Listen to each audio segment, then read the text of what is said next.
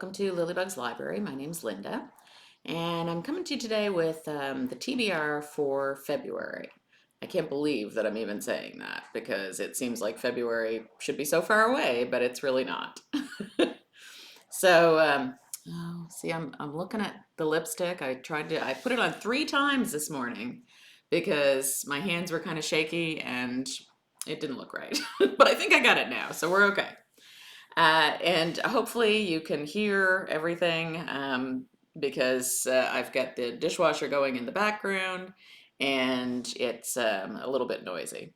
I don't know why I decided to do a video as soon as I ran the dishwasher, but some days are like that.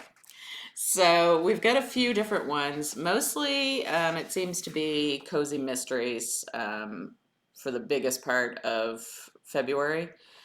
Just because I find that although February is the shortest month, it feels the longest, at least where I live, because it's cold and it's dark and it's usually snowing or raining or something. So, nice, light, happy kind of, if a murder mystery can be happy, I mean, a cozy one kind of is. So, those sort of books are more what I need this time of year. So and I wanted to also do some that I've got on my list of series to start in 2025. So it's kind of a combination of everything. So the first one is Murder at the Bee Farm by Sue Hollowell. And it says, Welcome to Honey Ridge Falls, where the sweet scent of honey masks dark secrets. Moxie Rayburn returns to her grandmother's cozy B&B seeking a fresh start, but her plans are derailed when a shocking tragedy strikes at Sweet Buzz Farms. I love these names.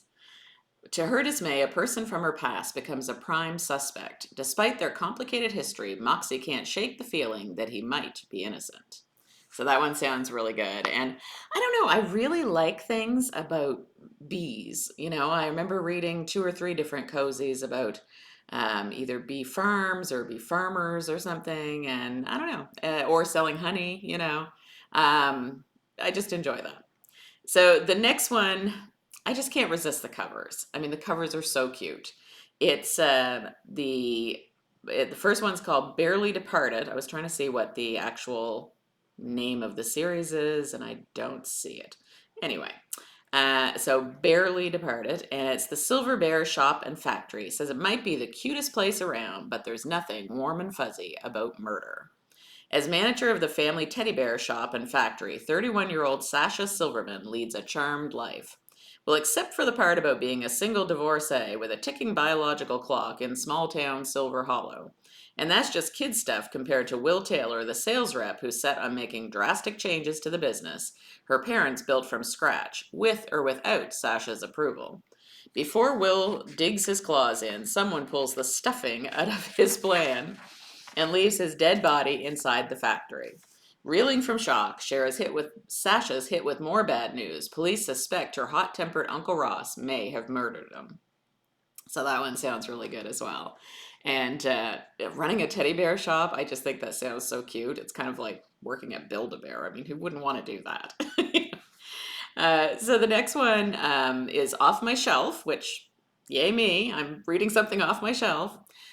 This one is the first in the series, the Deep Dish series. So it's 6 Feet Deep Dish. And does it say what the series is called? I seem to be really bad today for remembering what the series is called. And of course, now I don't see it on my shelf. Okay, anyway, you can look it up. But it's called 6 Feet Deep Dish and it's by Mindy Quigley. And I have read, I think, the 3rd one of the series, and it was really good. So I wanted to kind of start the very first one. So it says fresh mozzarella, tangy tomato sauce, and the perfect recipe for a delicious first entry in her series. So it says Delilah O'Leary can't wait to open her new gourmet deep dish pizzeria in Geneva Bay, Wisconsin. A charming resort town with a long history as a mobster's hideaway, millionaire's playground, and vacation mecca. Engaged to a hunk with a hefty trust fund, Delilah is poised to begin a life that's just about as delicious as one of her cheesy creations. Just before opening night, though, Delilah's plans for pizza perfection hit the skids when her fiance dumps her and leaves her with a very large memento from their relationship, Butterball, their spoiled plus-size tabby cat. And I remember from the third book that Butterball is adorable. So it's worth a read just for Butterball. It says Delilah's trouble deepens when she discovers a dead body and finds her elderly aunt holding the murder weapon. Uh-oh. So yeah, I think that one will be excellent as well. Can't wait to get started on it. And the next one I've had, I mean, it is February. We have to do a romance in there somewhere. So this one was on my list of series to continue in 2025. So I believe it's the third in the series. I'm not sure I read the other two in order, but maybe. And this one's called Not on the Agenda. And it says, Elizabeth Mabel Matthews is in the middle of the biggest deal of her life when she gets a phone call from the activities director at her grandma's retirement village. Grandma Nancy isn't doing well, and they want Elizabeth to come for a visit. She calls her maid to pack a bag, and she's on a plane that afternoon, though her mind is back in the office. Chad Huntington's surf shop is going under. He'll do anything to save it, including work as a temporary personal assistant for the weekend. What these two don't know is that Grandma Nancy has a plan of her own and a team of matchmakers ready to jump in and help those two find love. So it's a really sweet romance. The other two that I've read, they were about the same family. Now I'm not sure if this one is because it's a group of matchmakers in this seniors complex who are trying to get all their grandkids settled before anything happens to them. So it just happens that one of the grandpas has like a lot of grandchildren, so it's been about a couple of his. So this one may be different, but looking forward to it.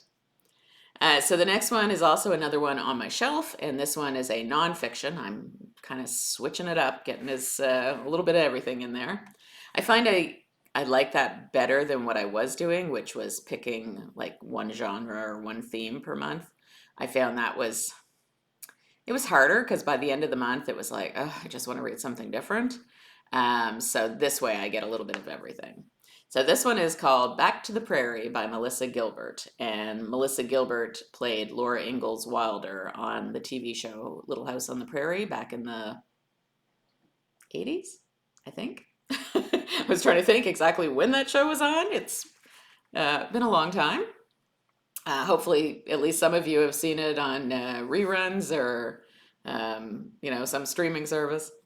So it says, known for her childhood role as Laura Ingalls Wilder on the classic NBC show Little House on the Prairie, Melissa Gilbert has spent nearly her entire life in Hollywood.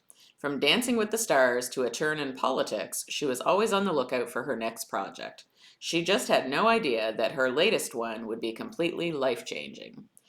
When her husband introduced her to the wild of rural Michigan, Melissa begins to fall back in love with nature. And when work takes them to New York, they find a rustic cottage in the Catskill Mountains to call home. But rustic is a generous description for the state of the house, requiring a lot of blood, sweat, and tears for the newlyweds to make habitable. When the pandemic descends on the world, it nudges Melissa out of the spotlight and into the woods. She trades Botox treatments for DIY projects, power lunching for gardening and raising chickens, and soon her life is rediscovered anew in her own little house in the Catskills. So, as a kid, I just loved Laura Ingalls Wilder, and I feel like I don't know, I feel like Melissa Gilbert, at least in some ways, is maybe similar to her, but maybe I'll read the book and think, okay, she's nothing like what her character was. But looking forward to reading it. I do like kind of memoirs and the stuff. I mean, there's times those celebrity ones are a little much for me. So outside of the realm of anything even remotely like your own life. But this one I'm looking forward to. So I kept it fairly short. So those are the ones I'm planning on reading in February. Now, again, no saying there's not going to be other ones thrown in there. Currently, I'm reading a few things, so I'll go over those on Friday when we get to Friday updates. But I hope you're having a good day. Yeah, it's almost sunny out, So that's a good start to a Monday. All right. Hope you have a great day, friends. Bye bye.